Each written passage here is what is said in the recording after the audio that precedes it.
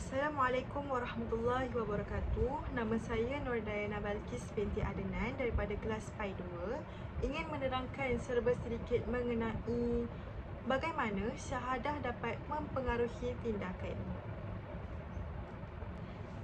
Syahadah ialah pengakuan bahawa tiada Tuhan melainkan Allah dan Nabi Muhammad itu pesuruhnya. Ia juga menjadi asas dan panduan dalam kehidupan Muslim.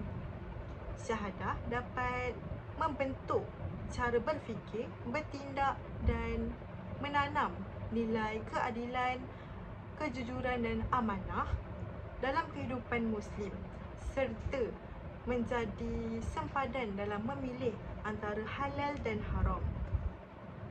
Ia juga dapat menguatkan iman dalam mendorong umat Islam untuk beribadah dan berakhlak mulia.